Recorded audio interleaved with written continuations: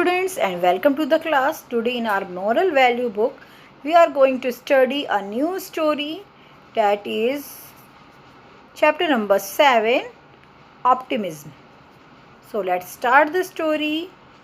Optimism, chapter number 7. Okay, the first thing is, what is the meaning of optimism?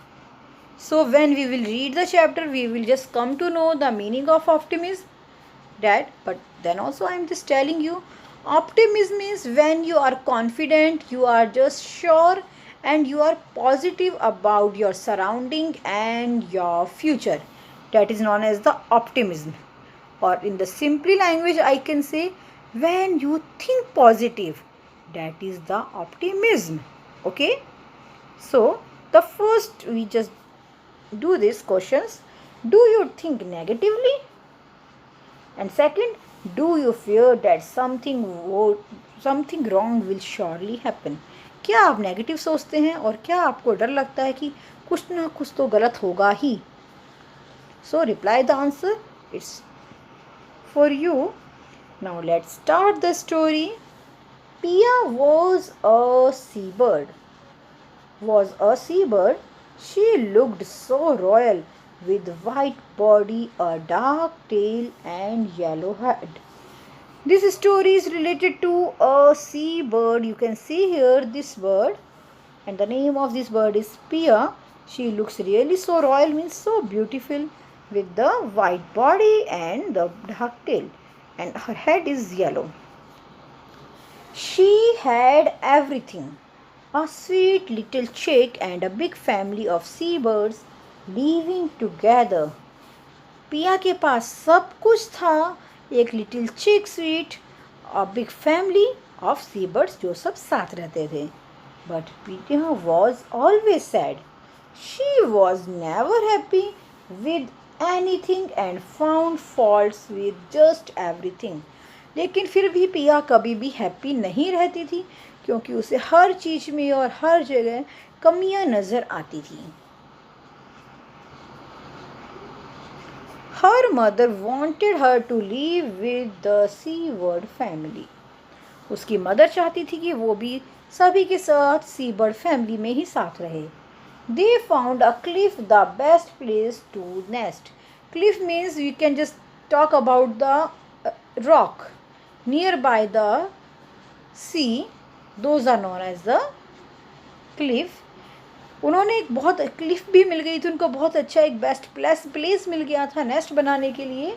It was close to the sea and away from the hustle and bustle of city life. जो कि सी के बहुत पास था और साथ ही city life, शहरी ज़िंदगी की जो हसल एंड बसल मीन्स शोर शराबा, उससे काफ़ी दूर. सी के पास उन्हें अपने लिए एक प्लेस भी, बेस्ट प्लेस मिल गई थी नेस्ट बनाने के लिए. The cliff was out of reach for hunters and very comfortable for fishing. And that place was not in the reach of hunters, और वो फिशिंग के लिए भी जगह बहुत ही कंफर्टेबल थी. All they had to do was spot a fish, dive, catch and relish it.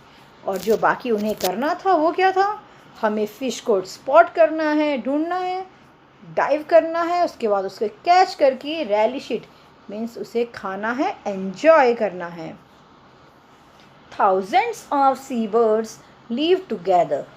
They would lay their eggs on the narrow edges or nest in the narrow cracks in the rocks. और वहाँ पे thousands of seabirds एक साथ रहती थी. वहीं पर वो अपना एग देते थे. नैरो जो ledges हैं, narrow ledges means we can say the space between two rocks, okay, or we can say the narrow cracks in the rocks, there are the nest also. Pia felt that it was a noisy, messy, smelly and crowded place. पिया को लगता था कि यहाँ thousands of seabirds रहती हैं, ये बहुत ही noisy place है, messy है, smelly है, और यहाँ बहुत crowded means बहुत ही भीड़ भड़ाका है. She just wanted to get away. वो सिर्फ वहाँ से जाना चाहती थी. One day she flew away to the woods to find a peaceful quiet and green place where she could lead her life. और एक दिन she flew away, वो वहाँ से चली गई. Where? To the woods. Woods means forest. Okay? Why? To find peace. शांति ढूंढने के लिए, ग्रीन प्लेस ढूंढने के लिए वो एक दिन चली गई और अपनी आगे की लाइफ को लीड करने के लिए वो वुड्स फॉरेस्ट चली गई. The woods was abuzz with news of the new arrival. अब पूरे फॉरेस्ट में क्या हो गया? Abuzz. Abuzz means in Hindi we can say खुसफुसाहट. फुसफुसाहट we just use the word कि शोर शराबा हो गया, लेकिन वो बहुत ही धीरे वॉइस में होता है. एक दूसरे को बताता है, दूसरा तीसरे को बताता है कान में. That is known as the humming. Humming also we just use the word. तो पूरे जो वुड्स है, पूरे फॉरेस्ट में जो ये न्यू अराइवल है, जो ये नया आया है, इसकी न्यूज़ फैल रही, फुसफुसाहट हो रही थी उसके बारे में कि कोई आज हमारे फॉरेस्ट में नया आया है. At night it became cold and Pia didn't know what to do. अब रात को, जैसे ही रात हुई, बहुत ज़्यादा कोल्ड हो गया और अब पिया को पता नहीं कि वो अब क्या करे. The birds were safe inside their nest, the squirrel inside its drey in the tree trunk and the lion in its den. क्योंकि अब जो बर्ड्स हैं वो कहाँ हैं? वो सेफली अपने नेस्ट में चली गई हैं. स्क्वायरल वो ट्री ट्रंक के बीच में जो उसका घर है, that is known as drey. The squirrel is in the tray and the lion is in the den. Just everybody knew where to go. क्योंकि बाकी सबको पता है कि उन्हें ठंड में क्या करना है और कहाँ जाना है. But Pia doesn't know. Next, food became a problem. अब नेक्स्ट चीज़ क्या थी? उसके लिए फूड भी प्रॉब्लम हो गया. None of the insect tasted as good as the sea water fishes. जितना टेस्ट उसको सी वाटर फिशेस में आता था, उतना टेस्ट तो यहाँ के किसी भी इंसेक्ट में नहीं है. ओह, नथिंग सीम्ड राइट. ओह, यहाँ तो कुछ भी सही नहीं लग रहा है. The vice all was watching पिया. तभी वहाँ पर एक जो वाइस आउल था वो पिया को वॉच कर रहा था. He climbed out of its hole and said, don't run away from your kith and kin. And what he suggest? उसने सजेस्ट किया, वो आउल बाहर आया अपने होल से और आके पिया से बोला, don't run away from your kith and किन, कि तुम अपने किथ और किन से दूर मत भागो. Kith and kin means your relatives and your friends. Go back to your world before you are cooked for a delicious meal by the hunters और die because of the cold. तुम यहाँ से वापस चले जाओ कि इससे पहले कि तुम किसी हंटर का डिलीशियस स्वादिष्ट खाना बनो, मीन्स कोई तुम्हारा शिकार करे, या फिर डाई बिकॉज ऑफ कोल्ड, या फिर तुम कोल्ड के ठंड के कारण मर जाओ. Be positive in life. अपनी लाइफ में हमेशा पॉजिटिव सोचो. You had everything and you left it for nothing. तुम्हारे पास सब कुछ है और तुमने नथिंग के लिए सब कुछ छोड़ दिया, जबकि तुम्हारे पास यहाँ कुछ भी नहीं है. यहाँ तुम्हारे पास कुछ नहीं है, फिर भी तुम सब कुछ छोड़ कर आ गई हो. जो तुम्हारे पास था तुम वो भी छोड़ के आ गई हो. Go back.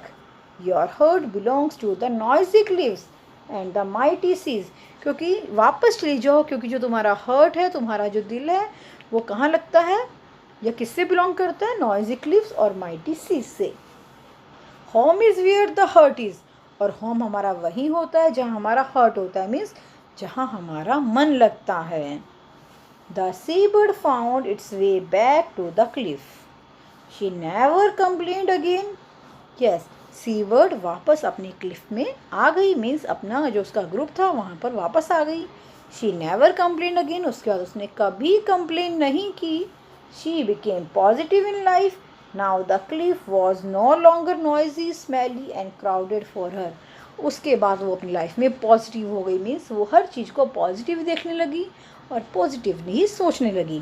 अब उसके लिए वही क्लिफ ना तो नॉइजी लगता था उसे, ना स्मेली, और ना ही उसे वहाँ पे अब भीड़ भड़ाका क्राउडेड फील होता था. This was the story that was related to a sea bird Pia and the moral of this story is be optimism. Means always think positive in your life. So everything will be good for you. Let's see the question answer. Who was Pia? Pia was the, yes, seabird. Describe Pia's behavior. You have to describe Pia's behavior. Then what you will write? That she was disappointed every time and she has complained with everything and everybody. What did Pia do to be away from the cliff where all the seabirds live together? Yes, what she did? She flew away from the cliff to the woods to find the peaceful and quiet place. What did Owl notice about Pia? Owl noticed that she is not comfortable in the woods. What did he tell Pia? He tell, just go back to your kith and kill because you have left everything for nothing. So go back. Next question. Tick the positive expression. इनमें से जो positive expression है, you have to tick this. Yes, happy face is a positive expression. This and this are not the positive expression. After then, circle the positive words and cross out the negative words. So we will just select the positive words. Cheerful, happy, happy 2 times. Friendship, playful, hopeful, merry, joyful, right. These are the positive words. This we will circle and remaining we will cross. Now multiple choice question. Who is an optimist? Who is an optimist? One who thinks positively, yes, जो positively सोचता है. One who is happy in good and bad times, जो खुद के अच्छे और बुरे दोनों ही टाइम पे happy रहता है. Okay, both are right. So the correct answer is C. Which word describe Pia? Yes. Which word? That she was always unhappy. Next question. Why did the seabird family stay at cliff? Yes, seabird family क्यों रहती थी cliff के पास?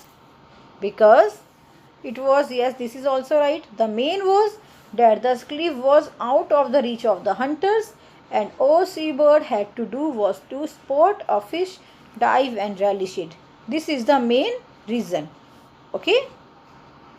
क्योंकि वो hunters से यहाँ पर hunters की पहुँच पे नहीं थे और उन्हें यहाँ फूड भी बहुत ही इजीली मिल रहा था. Now remaining question, this you have to do on your own. You have to write your own feelings. That do you feel unhappy with around everything around you? Do you feel that everybody troubles you? Do you think that you cannot enjoy because of others? You have to give this answer on your own. And if you are optimism help us to make happiness a habit. So always be optimist. हमेशा हमें कैसे होना चाहिए? Optimism. Always think positively. And now list here the things that make you happy every day and that make you unhappy at times. Make the list and write the name here. This all work you have to do itself. So read the chapter and just share the story at your home also. Thank you students. Goodbye.